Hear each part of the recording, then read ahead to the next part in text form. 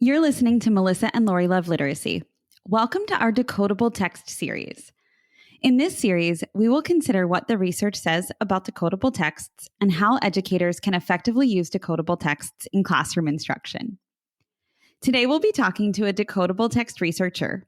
We received so many questions from our listeners about decodable texts, so we brought in expert Heidi Anne Mesmer for this important conversation. We'll learn what the research says and how to practically apply it with some do's and don'ts. Let's jump in. Welcome, teacher friend. I'm Lori. And I'm Melissa. We are two literacy educators in Baltimore. We want the best for all kids, and we know you do too. Our district recently adopted a new literacy curriculum, which meant a lot of change for everyone. Lori and I can't wait to keep learning about literacy with you today. Hi, everyone. Welcome to Melissa and Lori Love Literacy podcast. Today, we are kicking off our series on decodable texts. We will talk with who we think is an epic researcher on this topic. Epic. Yeah, so we're here with Heidi Anne Mesmer, who I told her I can never see something written about decodable text or decodability without seeing Mesmer somewhere in a citation. So I think epic might be a good description. Yeah. But she is currently an assistant professor at Virginia Tech. She conducts research and teaches literacy courses to graduate students. She is a former elementary school teacher, and she's been studying beginning reading materials and text difficulty since 1999. Oh, you're Heidi Anne, you're partying like it's 1999 with the beginning reading. Yeah, and actually, I'm a full professor, Melissa. No, that's okay. It's quite a climb for those of us in the academic world. So you've got to update your Google Scholar, Heidi Anne. Is that the issue? Okay, thanks. I'll take a note. Thank you. Full professor. You deserve it. Oh, well, we're so glad that you're here. And I think before we jump into this conversation, it might be helpful to define some important terms that we're going to use quite often today, which are decodable and decodability. So Heidi Anne, you're the expert. Tell us about what these terms mean. Right. So I'll also say there are lots of great epic text researchers out there. One of them happens to be Freddie Hebert, who, if you all don't know, is textproject.org. So in terms of what we mean when we say decodable, and then the word decodability, is that the idea with a decodable is that you are putting into the text, it's really a focus on the words in text. And actually, text is more than just words. Text is words, it's sentences, and then it's even larger units, discourse units or paragraphs, chapters, etc. But decodability really relates specifically to the individual words. And it is a text that is designed to match what the reader has been taught in their phonics lessons. So we call that feature lesson to text match. So if you have a phonics lesson where you're doing, for example, long E patterns like E and EA, then when you go to read a book, you're going to see words like beat and feet, and you might see words like meat or other meal, other words that don't exactly rhyme. And so there's this coordination between your phonics and then what you read in text. And the idea there obviously is to transfer or to generalize what you've learned in a phonics lesson so that you can apply it. So that one feature is called lesson to text match. And the second feature is some kind of an attention to high frequency words. And high frequency words are those words that are so common in English that you can't possibly write a sentence without them. So if you think about the word the, for example, it's not completely regular in that the E in that word will represent a schwa sound or will represent the long E. And then there's that TH digraph. And typically we don't teach those patterns early on. However, you can't read without the word the. It actually in text is about 7% of all words. So if you just counted all the words, crazy. the is 7%. That's a great fun fact. The funny thing is it is a fun fact, and it's really interesting because I recently did a study looking at passages on a digital repository, and I actually replicated that fact too. So if it's still true. The point is that you have to attend to that. And so decodable text will also introduce at the earlier levels, the more frequent words, and then kind of build up through the Dolch list or the Fry list or whatever list you want, so that when you look at the back of a decodable, it'll tell you the high frequency words that are there. It'll tell you the match. I'll say too that another way that people have defined decodability in past and in present, there's a wonderful new study by Saha et al.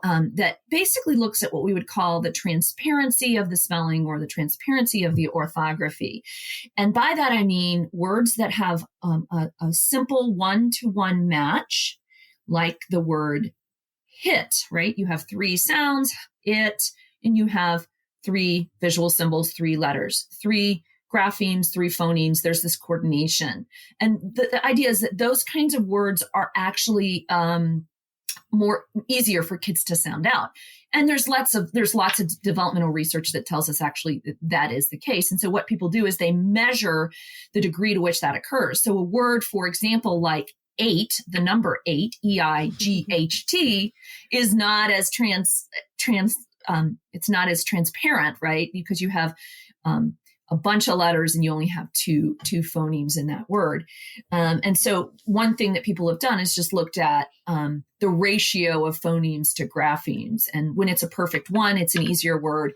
And when it's not, it's harder. And the last thing I'll say about defining this is that even when I was, in 1999, I made this point, I continue to make this point, is that it's easier when we're talking about decodables, like in terms of decodable, not decodable, or this is a decodable text. However, the feature of decodability is a feature that actually can vary on a continuum from a percentage of words that are highly decodable to the reader to fewer words that are decodable to the reader. And so, I like the idea of decodability almost as a meter that that goes up and down. And as a child develops, that meter is going to go down because everything eventually becomes decodable. And so you don't really need to worry about that so much. The issue in English for us is those vowels, and that's why we try to control that. And last point I'll make, and I think Nell Dupe made this point too, it's always in relation to the reader, right? It's always like, what does the reader know? What can they do? And, so we just want to remember that it's relative to what the child can do. And if we situate that, it's important. Yeah, all of that is so helpful to think about what these decodable texts actually are. What do we mean by this term, decodability? Super helpful. As you know, everyone's kind of talking about decodable text now, one way or the other, but a lot of people are adopting decodable texts in their classrooms. And I'm wondering if you could talk a bit about, what should teachers be doing with decodable texts? What should students be doing with these decodable texts? What should be happening as we're adopting them? Right. So I just gave you kind of a researchy definition there. Translating what I know of that. But I want to just also say something about this from the child's point of view. A child who is reading a text where they can actually apply and sound out a word is going to experience the amazing, joyful, authentic activity of decoding a word that they could not decode before. That is actually a milestone of childhood. It is up there with riding a two-wheeler, getting on the bus by yourself, being potty trained. These are all milestones. And so what the highly decodable text does is it allows children to have that joy. The other side of it is what we know from research is that when you decode words, you do something called orthographically mapping that word. And that process of mapping, if you do it depending on the child between 1 and 8 times, converts that word into an automatic, we call it a sight word that they can immediately kind of Heidi Anne, decode. just real quick on that note, there is a difference between them just like maybe hearing the word, even if they're looking at it, versus them actually decoding it on their own. Oh, what a beautiful, beautiful question. I got off topic there, but I now have to go. That's okay. We'll come back. So what you're basically saying is, can a child recognize a word without decoding it? Can they come to that word and pronounce it without decoding it? And the answer is yes. Kids can memorize words, and they do that in the early stages of word recognition. And Linnea Erie's phase theories tell us that in a pre-alphabetic stage, they can actually remember certain words because they just remember the visual sequence. So they'll remember C has those double circles with the lines in the middle and that snaky thing. And they might not even be able to tell you that it's an S and an EE, but they know when they look at it, they're supposed to say C. The problem is, of course, that doesn't last because then you have to read B and then you have to read other words. It reminds me of patterns. My son can recognize his name, but that's it. Like he's memorized his name. He doesn't actually know what those letters represent. Right. And that's not a bad thing. You can do that without the alphabetic principle. That's what you're basically saying. When you decode, you're applying the alphabetic principle. And that's what we want kids to do in a decodable is apply that's what they know. That's making me think about how like when I'm sure Elliot does this too, Melissa. When Presley was little, she would think every word that began with a P, a capitalized P, was her name. Absolutely. Is that what you're talking about? Right. The E word is Elliot. Right. Right. And actually, depending on the child's intelligence, there are some kids who can memorize several hundred words like that, and they're okay until about 3rd grade, and then you're like, oh my gosh, they don't know the system. So this is something I want to point out relative to this, and Piasta and Hudson said this in a great reading teacher article. They said, memorizing is not mapping. Mapping is knowing the system of how letters correspond to phonemes or groups of letters or even morphemes. So it takes a little longer to learn the whole system, but that system is then sustainable once you learn it, because you couldn't possibly memorize the thousands of words that you're going to have to read. So in highly decodable, they're going to map those words because they have the tools to do that, and those words are going to show up. I can talk more about things that I think are important if you're going to use decodables. I'm getting off topic here and there, but I'm so excited. It's fun to kind of do this. I mean, there are so many questions we could ask you. So I'm wondering where do you think it would make sense to go? Like do you think it would make sense to start more practice? Let's talk about the practical stuff, and then we can pull out a little bit. Okay. Yeah. And as it kind of so I think the first thing that is really important is to understand that you do not want to drop a highly decodable text into a guided reading kind of template or approach to reading. And, we've kind of been in this kind of approach in this country to how we do a small group reading and what the text, how you use the text. If you're using a highly decodable text, you want to make sure you're going to coordinate it with your phonics lesson, right? So that's rule number 1. When you teach a pattern, you want to follow that with a highly decodable text that allows kids to kind of use that pattern. I have a 5-part phonics lesson kind of that I use in letter lessons that is very much what a lot of other people do because it's research-based. So everybody kind of lands on the same thing. And that's a really good test, by the way, if something's research-based. Is everybody kind of coming to the same conclusion and telling you the research that, if so, it's probably research-based. So my lesson is review it hear it, which is phonemic awareness, decode it, which is decode individual words, spell it, clear those words away and spell individual words, and then read it. And decodables come at the end where you can apply. The decodables all give you a great way to coordinate with your phonics lesson, because you just turn the back cover of the book over. It'll tell you this is doing the short or the lax U sound. It'll show you the high frequency words there.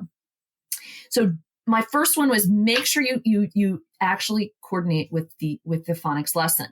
My second one is make sure that you have practiced actually sounding out words, that you've modeled blending words for the child, that you know that they can do that. There are exceptional learners. Frankly, I had one of them in my family who just need very little exposure to the code, and then they get it. And you can put a decodable in front of them and they just blend it all together. Most children don't do that.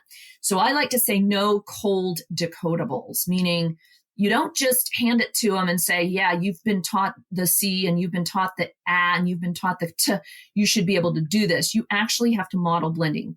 Cat, cat, cat, cat. Did you see how I did that, guys? Cat, like the little animal, right? So now why don't you try it? Let's say this next word, bat. Do it with me. Bat, get faster. Bat. What does it mean? And get kids to do that. The old decodables would have a list of words prior to the story that kids would model, that practice. If you do your lesson the way I do, you've already practiced in the decode it. Yeah. I also recommend something called a book walk, and I can talk about that. I'm so glad that you mentioned this idea of like older decodables and newer decodables, because I know that, I mean, any school may have like piles of books in a far corner of some classroom or closet that is not like, they're not maybe the newest version. And so I'm wondering if you might be able to like very briefly kind of speak to what you would look for, like as a quick snapshot, like if I just like found a pile of decodable books, I mean, other than the publishing date. Okay. I know, am I throwing you off, or is that okay? No, not at all. So I do want to address kind of, I'll talk about old versus new, and then what we should look for. So just as a kind of interesting aside, I am a child of the 70s, and I went to a parochial school, and I learned to read on a basal reading series called Lippincott, which is highly decodable. And the sad part about that is it was overdone. And the story that I like to tell is around mid-first grade, they had this story that came up called the Oogle Google Goblin. And it was a dumb story. I'm not telling you. I mean, it's just a dumb story. And it was like, and then it would come up in second grade and it would come up in third grade. So there was an Oogle Google in first grade and then second grade and then third grade. And I remember being like, oh my God, it's not that damn that Oogle Google Goblin. The problem there, it was complete overkill. I did not need that, and neither did anybody else. You want to get kids through the vowel patterns. So I guess one thing to look for is there should be a weaning away eventually. If you're looking at a basal series, it shouldn't be decodable through forever. But the second thing I'll say about what you should look for in a decodable is obviously you should be able to, like the nuts and bolts is you should be able to easily find what patterns are represented. There should be a list of the high frequency words are there. Many decodables will have lively topics with a handful of less or non-decodable words. So for example, let's say you want to do a cute book on a basketball. Well, you might not want to have basket, but you want to put ball, but the kids haven't been taught that all sound. So there'll be a non-decodable or story word. That's not the end of the world. The research has suggested often that you can't make a perfectly 100% decodable. So make sure it doesn't have to be completely decodable. Heidi Anne, can I ask you real quick there? Because I've seen people like kind of arguing about this. Like, no, it needs to be 95%. No, it needs to be 90, 80, 85. Yeah. So I would just say, that's a nuts and bolts. How did you define it in your research? I can think of 2 studies that did have 100% decodables in a kind of manipulation. And it really came down to how they actually defined that. There's a big study in the year 2000 that Foreman and all did on the year 2000 basals, which were designed to be highly decodable. And even in those basals, the top ones reached maybe 70%. Okay. So I think that's a bit of a holy grail. I don't know that it's necessary either developmentally, but I would also caveat that with some researchers have done 100% decodable in the way that they define it. And, it's about digging into that. But I don't think in terms of the classroom, I don't think you need to be that stringent, right? That's not my perspective. And to go back to your question is, if I'm a teacher and I'm looking at trying to decide whether or not I should use this highly decodable text, and I'm trying to think about how much of it is decodable, what I would think about is this. On the back cover, do they tell me the patterns? Are those patterns showing up in the text? On the back cover, do they tell me the high frequency words? Are those high frequency words showing in the text? On the back cover, do they tell me that there are a few story words or less decodable words? And do those show up? If I see those story words, I'm not going to freak out and put it down and throw it across the room and say, you are deaf to me. This is not decodable. That's kind of what I'm trying to say. And I think what you said before, have I taught these sound spelling patterns to my students, right? Have I taught these? Can they decode the words in this that I'm looking at on the back of the book? And if the answer is yes, then it's probably a good choice, right? That's okay. It's absolutely a good choice. Thank you. So coordinate it with your phonics instruction, but don't just turn them loose in a book. They have to be able to blend words. Make sure that they know the high frequency words that are in the book. Here's another one of the things that I like to do, and this is just my idea. Not everybody does this, but I like the idea of what I call a book walk, not a picture walk, but you walk through the highly decodable text and you kind of just ask kids if you see words that they know. Hey, we've been studying app. Do you see any words with, and do you see other words? I see some words like the octopus. You got, there it is. And what about this word? Like I was reading a book with kids and the word still was in that book. And I knew I hadn't taught that consonant cluster and the ST. So I was on the verge of just kind of modeling that blending, but I just brought them to that word and said, hey, what do you know about this word, guys? Let's look at this word. And still, is that word still? So they did a little bit of work. I love that notion of them doing a little work. And then we read the book. And what that does is it amplifies a little more fluency so that it's not grinding through the text and stopping and starting. You showed a video of this at the Reading League conference of you doing it with students. And when I watched it, I was like, well, this is really helpful for students, just like you mentioned. But I also thought it's so helpful for the teacher, right? For the teacher to be able to see like, oh, what words are they recognizing already before we even start this? Which words are they not able to pronounce? I was like, that's just such a quick, easy, helpful thing for teachers to do. If that's also developmental. You could be at a place where, you've done a lot of those lax vowels. You've done a lot of, you're into working on consonant clusters or blends. And these kids can burn through a CVC word. And you really don't have to do that. You can just preview it and hand it to the kids. So that's not the worst thing either.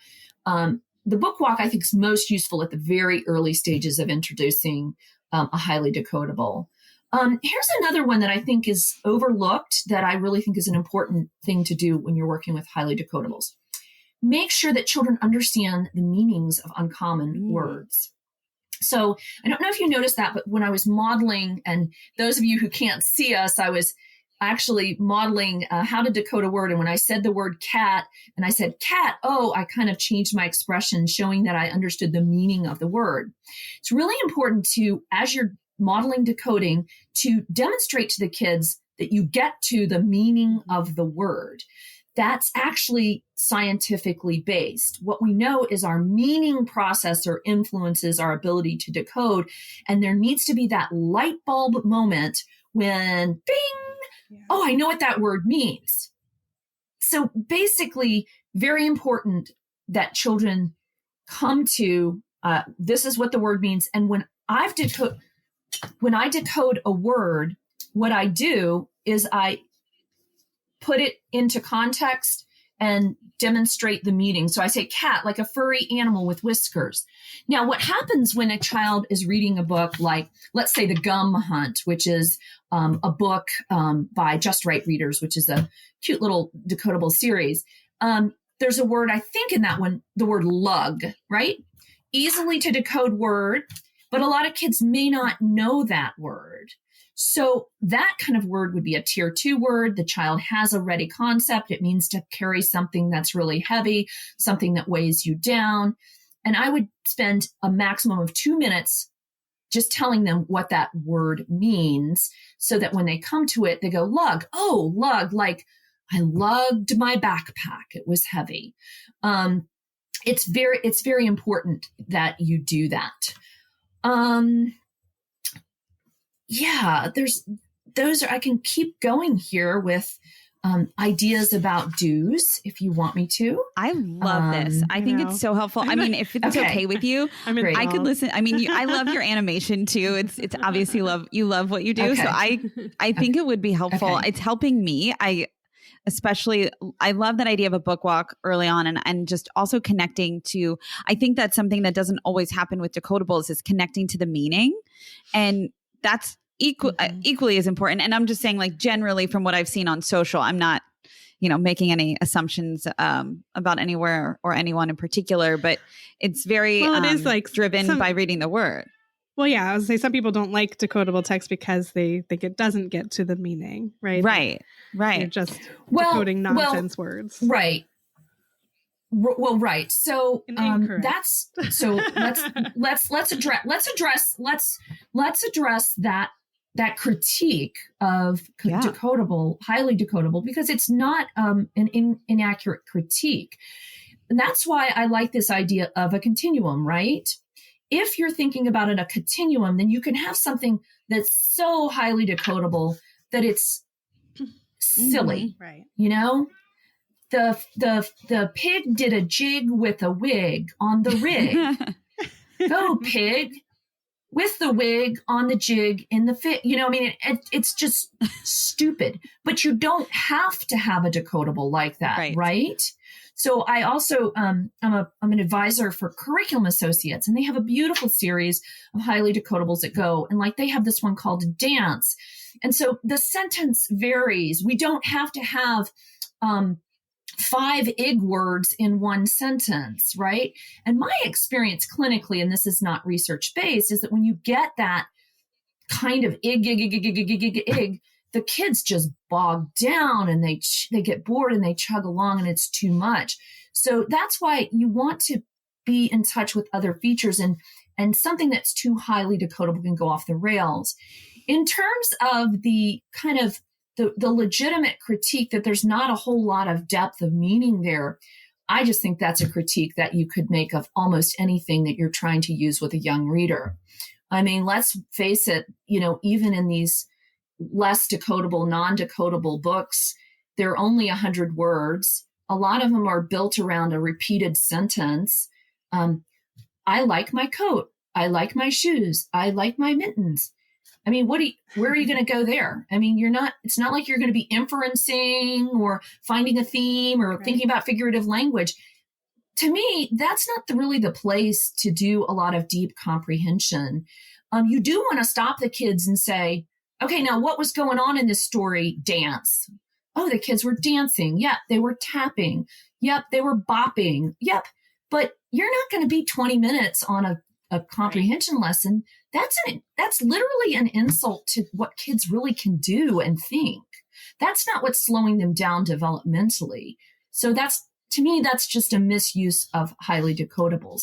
But I would agree with the critique that highly decodables can get like silly. They can. That's totally accurate. But yeah. I think it's a balance is what I'm hearing you say. Like it's not over, you're like you said in that meter, you're not overdoing it, but then you're not making it too difficult. So right? what I would say, So what I would say, I'll tell you truthfully, the term balance has never resonated with me, even when it was in vogue, because from my perspective,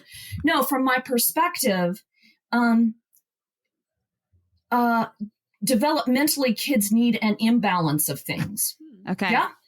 Developmentally, an early reader is going to need more code instruction, and a fourth grader is going to need some multisyllabic, multimorphemic, but we're digging into some basic literal comprehension. In high school, total imbalance, all comprehension and vocabulary, really little morphological stuff thrown in there. We're working on critical literacy. Can I analyze? Can things intersect? Can I critique an author's viewpoint? Can I take a primary source in history and contrast it to a law and contrast it to a letter written by a person who held enslaved people versus a letter from an enslaved person? And can I critically interrogate somebody like Thomas Jefferson, who wrote all these beautiful things, but then he lived? So balance is I'm more about developmental. So what I would say in terms of highly decodable is that you would move that decodable scale slightly higher for kids who are earlier in that decoding sequence, and then it would start to back off. And, at some levels, the text is not going to be balanced per se. It's going to be more highly decodable because that's what the kids need. But then as they move in, it's going to kind of go down. But I will say this, Lori, because I think I kind of jumped on your use of balance. I mean, it was a terror. I should probably just eliminate it altogether from my vocabulary. Yeah, no. But what I will say, I was thinking I think if it had big and wig in it, it's not like we're not like, oh gosh, I can't believe the author, or I can't believe this book used these words. Like it's, but if it's like big, wig, jig, fig, pig. But like overdoing it. Yeah. So I was thinking that's where I was going with it. But I loved how you explained, you like took it and went 10 times further. That was amazing. Well, that's just an idea that I think really needs to be out there in terms of how we're using terms. Teachers love balance because it feels good. It means everything's okay. It feels good. It's got a psychological resonance. But I just don't know that it's a paradigm, frankly, that really works. Other people would totally disagree with me. I don't find it if you're taking a developmental stance. And in terms of text, I guess my point is that these things will go up and down. And as a teacher, you want to pay attention to what's really high and is it too much, and what's low. And I will tell you, it is the hardest thing in the entire world to write these texts that have some level of control in them. And there's a whole series, if you really want to understand kind of pitfalls in decodable text, there's a great book by Wiley Blevins called Choosing and Using Decodable Text. And he would be a great person to have on the pod. He also did his dissertation on this. And he basically identifies those in a very specific way. I've called out a few of them, but he's really specific. And he also has a lot of great ideas about extending the use of them, and has worked with, schools and urban centers that have a lot of kids who need a lot of help with learning to read. I'm so glad you mentioned this book. Melissa and I are going to have to order it right now. Yeah, it's great. And Wiley is really great too. I'm sure we've not had him yet, but we have him on our list. Yeah. Yeah. He was right after you, Heidi. Heidi Anne, sorry. Okay. Yeah, that's fine. Other things that I would say to make sure you do, of course, so define those uncommon words.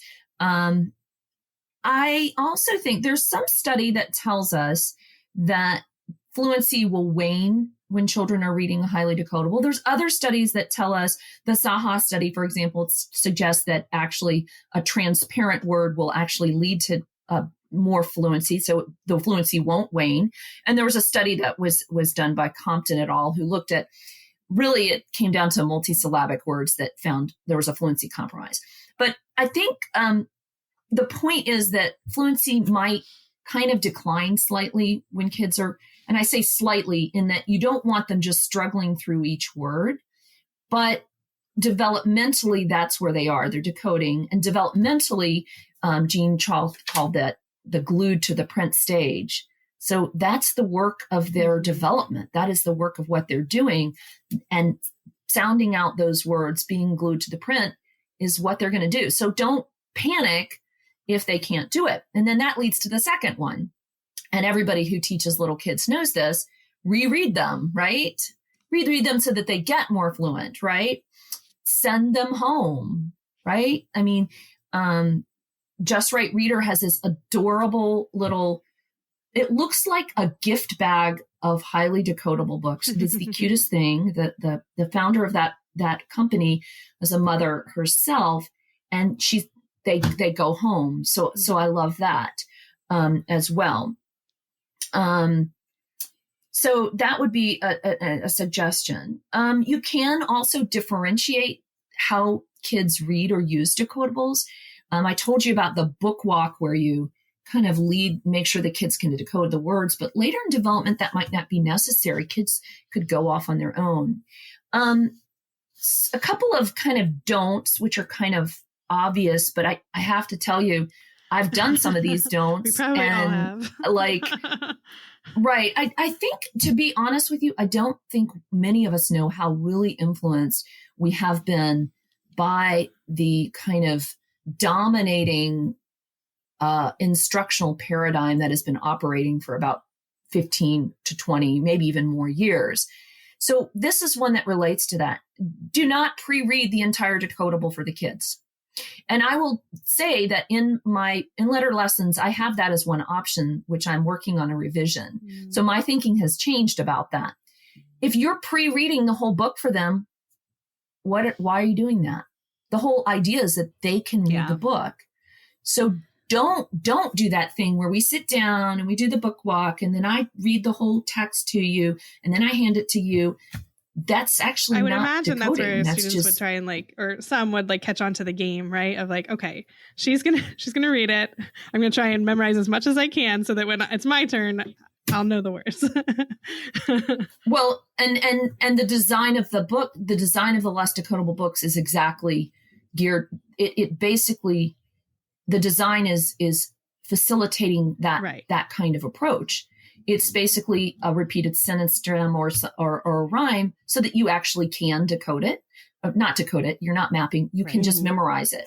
And so you can go, I like my coat. And for those of you who don't see, I've got my hands over my eyes. I like my coat. I like my mittens. I like my shoes, and I'm not even looking. Or you can just look at the picture. You fill in the blank. Remember the stem. Right.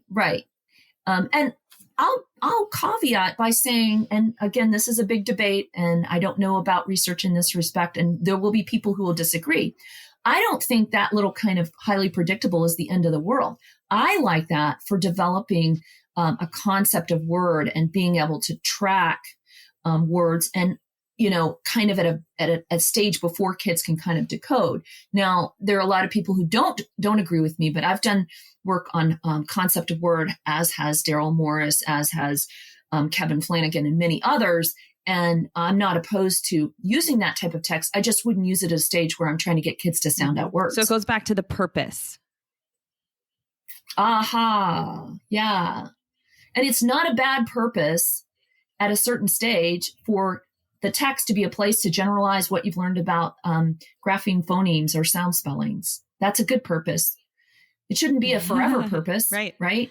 I actually had somebody text me this morning. This is so funny. A teacher friend of mine, and there was a quote that somebody was using, and it's always scary when that happens because you think, oh gosh, I hope this is a good one.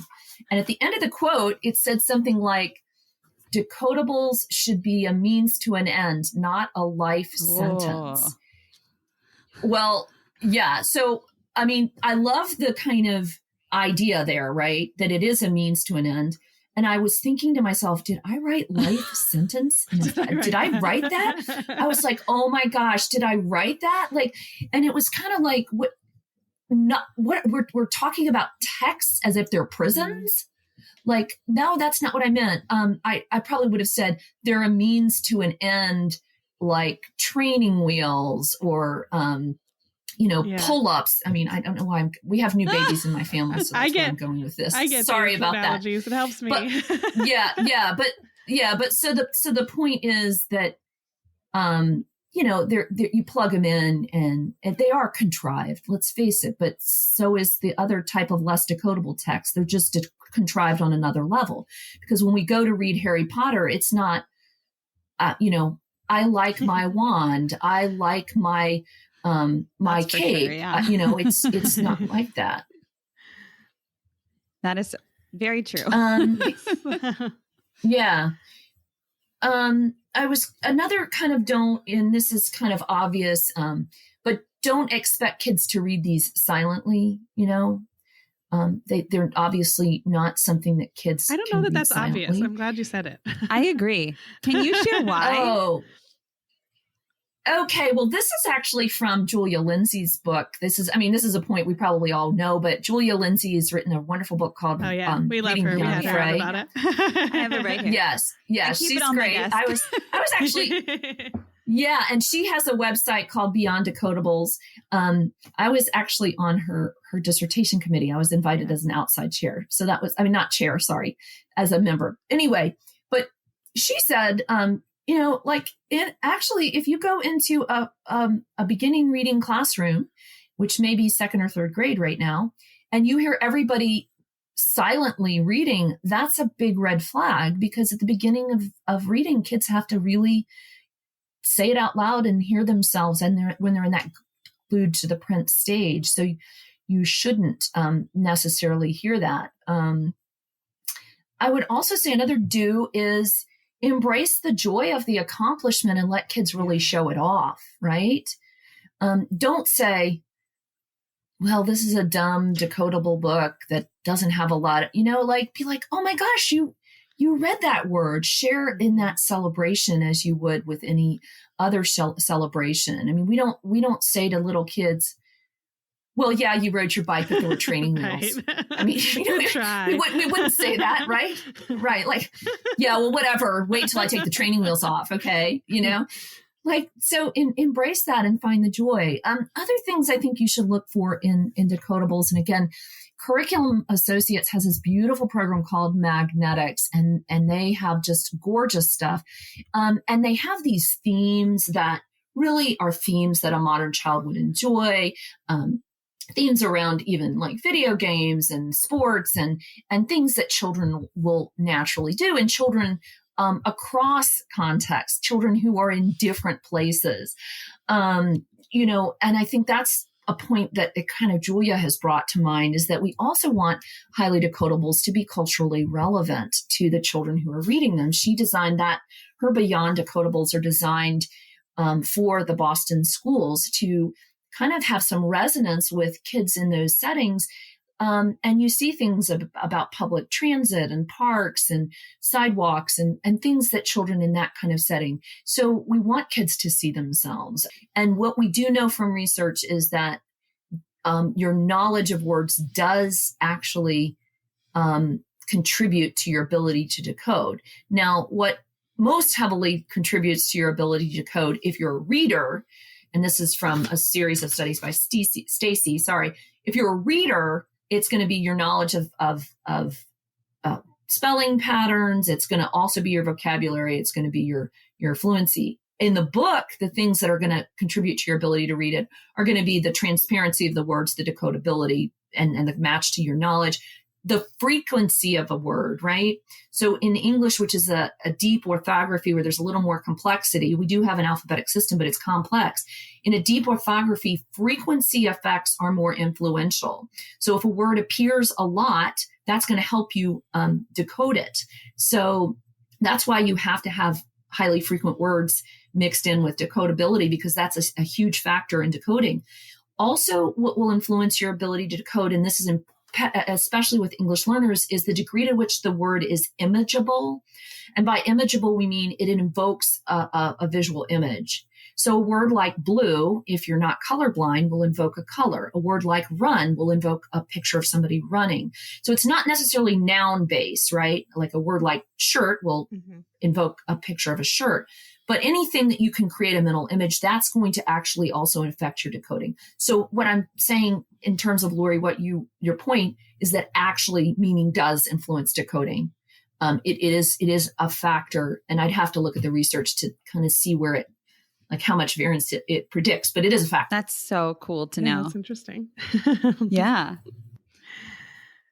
Well, do you have any other do's or don'ts for us before we run out of time? No. And I've been kind of, I would like to add this. I've been kind of slapped on the hand before for having a kind of do's and don'ts kind of thing. And, I get it that lots of things kind of vary within different instructional contexts.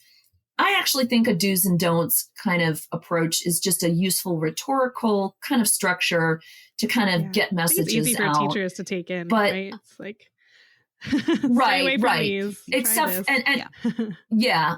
right. And with explanation and discussion and an intelligent teacher, people can sort out, like, an intelligent teacher who's listening to this podcast or reading a blog on the do's and don'ts, which is soon to come out, by the way, but an intelligent teacher that's reading that knows that is going to be contextual and will use that and apply it intelligently, right? They're not going to these aren't rules, right? They're just ideas. And anybody who's vesting in reading blogs or podcasts is an intelligent teacher. They're wanting to learn, right? Yeah. And that's why we're all here. Right. Really. I mean, we're so grateful that you're here sharing all of this with us. And I think, going back to that idea of what the purpose is, that I think would inform how we would read a do's or don'ts kind of blog. Right.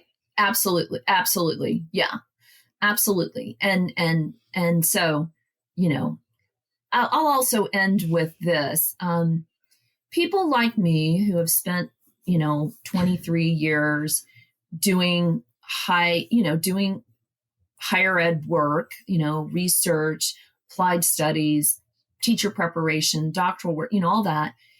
We are really expert in these very narrow and specific things. I'm expert in literacy at the beginning stages, and my two areas are really beginning reading phonics and reader text matching. That's really narrow. And if you think about what a teacher has to do, it's much more than that. And what I understand is that I understand the classroom and I work with kids, but I am not expert I don't have thousands of hours with little children. I get it.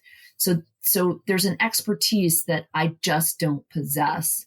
And I love it when teachers challenge my ideas or my interpretations, obviously with a little bit of softness, but I mean, it allows me to engage in different kind of thoughts. And it just sends me back to the research usually to just kind of see, well, wait a minute. Yeah. So. Yeah.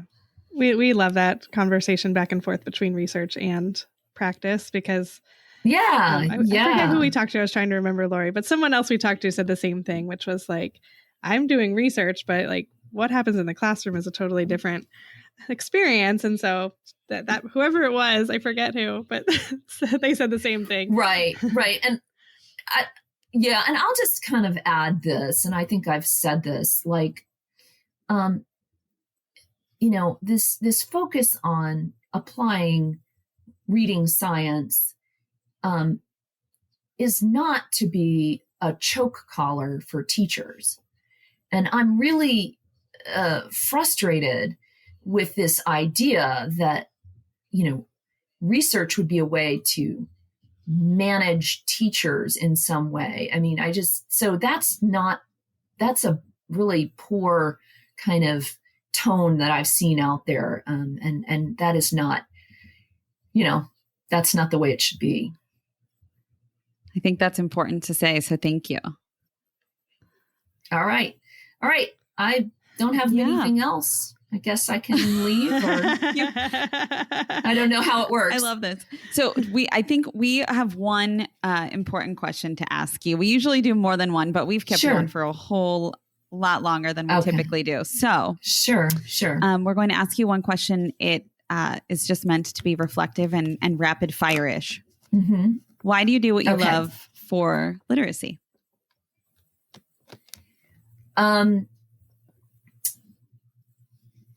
I have people in my family who struggle to learn to read, and I'm passionate about that. And I also just derive a lot of fulfillment from doing this work, both intellectually and then personally, in terms of knowing that I'm having some small impact. Well, thank you so much for everything that you do. And it was great to meet you and talk to you today. Yeah, fun. Thank you so much. Thank you for pushing our thinking. Thank you for pushing back. Thank you for explaining more. You did so much today, and we are so grateful. Okay. Great. You. Okay, thanks, Heidi Anne. Thanks so much. Okay, take care. Bye-bye. Thanks for listening, literacy lovers. To stay connected with us, sign up for our email list at literacypodcast.com. And to keep learning together, join the Melissa and Lori Love Literacy Podcast Facebook group, and be sure to follow us on Instagram and Twitter. If this episode resonated with you, take a moment to share with a teacher friend, or leave us a 5-star rating and review on Apple Podcasts. Just a quick reminder that the views and opinions expressed by the hosts and guests of the Melissa and Lori Love Literacy podcast are not necessarily the opinions of Great Minds PBC or its employees. We appreciate you so much, and we're so glad you're here to learn with us.